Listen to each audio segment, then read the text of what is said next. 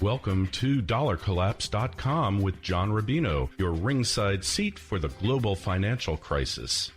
Hi, everybody. It is Monday, April 11th, and this week it's going to be about earnings. This is the start of corporate earnings season that has a lot of people worried. Corporate earnings in the U.S. have been falling for the last year, and this time around, in this earnings season, Wall Street analysts are predicting a 9% drop year over year. Now, that's huge, and it's inconsistent with a strong stock market because if corporate earnings are falling at a nearly double-digit rate, then what's the basis for buying their stocks at historically high valuation levels? You know, the stock market is at record levels more or less right now, and equity valuations are pretty rich by virtually any measure. So in that kind of an environment, you want rising earnings to eventually make the current overvaluation of equities seem reasonable. That's the only reason to buy. And if the opposite is happening, if earnings are going down, which makes stocks even more richly valued based on earnings and current prices than they are now, then that's not the kind of environment where you want to commit a lot of capital.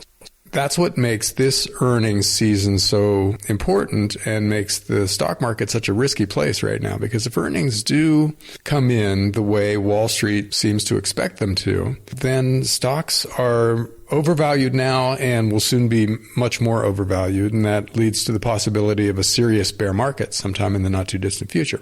Anyhow, Alcoa is first. They're going to announce today after the close. They'll be the first major earnings announcement. And then after that, there will be just a tidal wave of earnings. And the sector to watch will be the big banks, because they're having troubles in almost every major profit center or former profit center, where they used to make a lot of money, for instance, doing proprietary trading. But in this environment of really low interest rates and really high volatility of financial assets, it's harder and harder for them to make money by betting their own money on what's going to happen next with interest rates or currency fluctuations or credit default swaps or whatever. And so you're seeing bad numbers come out of most of the big banks in prop trading.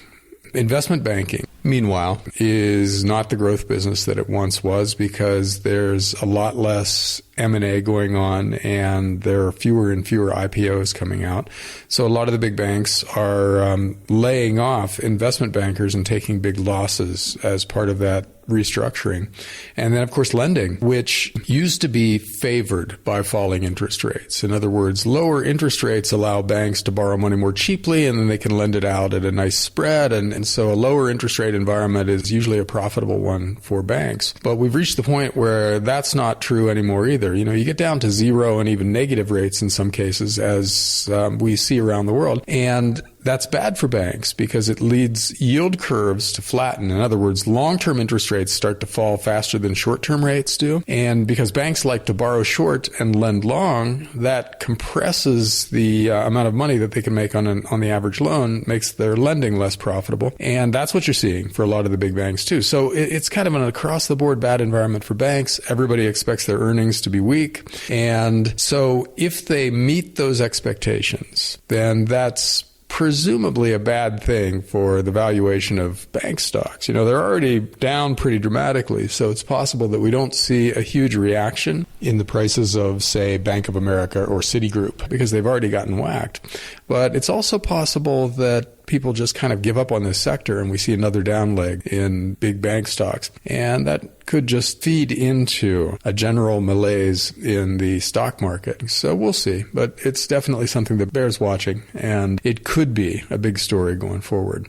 Now, while we're talking about banks, another really interesting story that's just breaking this morning is that the Italian banking sector, which has just been the worst in the world, you know, they had a non-performing loan ratio of something like 16% across the whole sector, which is just a death knell for a banking sector. So they were going to have a crisis of some sort, or they were going to be bailed out on a vast scale. And it looks like the bailout is what's coming this morning. The Italian government announced that they were going to take some of the bad loans off the hands of their big banks. It's not clear exactly how they're going to do it, but that kind of a bailout helps the banks in the short run. Those bank stocks are up, but it comes at a cost because that money has to come from somewhere. If the government is going to buy non-performing loans from big banks, then they have to give the banks money to replace those loans. And that comes from either taxpayers or from borrowing. And remember, Italy is part of the Eurozone, so they can't just run a printing press and create as much new currency as they want to and then hope to devalue their currency by doing that to make their loans easier to manage.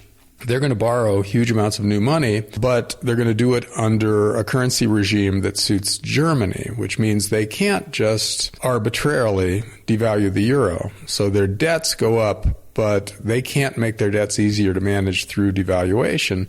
So that makes Italy's national finances, which are already horrendous, just that much worse. So what we'll see going forward, if this kind of policy spreads, is the banks not collapsing in the short run, but the governments coming closer and closer to some kind of a financial collapse. And really, that's the end game in this process. We're seeing the private sector be encouraged to over-leverage itself by profligate government policy.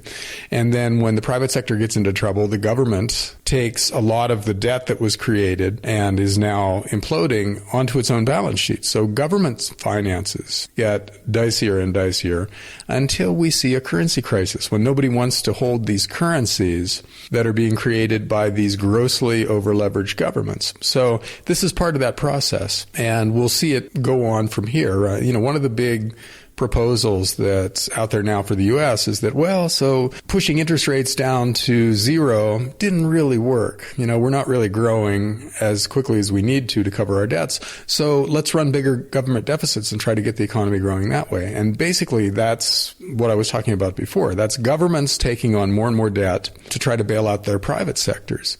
And eventually, this impairs government balance sheets to the point where the governments themselves become insolvent, or they're forced to devalue their currencies so aggressively that causes a crisis in its own right. People assume that this devaluation isn't the end of the road and that we're going to see more in the future, and they bail on the currency. They just don't want to hold it anymore.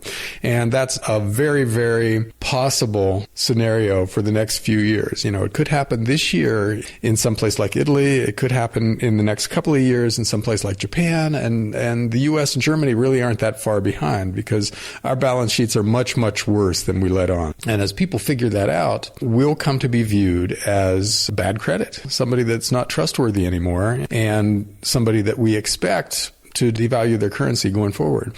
And last but not least, gold, as usual, is doing interesting stuff. It's up big again, so is silver. And it's rising in the face of really unfavorable commitment of traders reports that have been coming out in the last few weeks. Basically, the speculators who are tracked in the COT report are extremely bullish. And the speculators are usually wrong at big turns. When they get extremely bullish or extremely bearish, that's usually a sign that the gold market is ready to go the other way.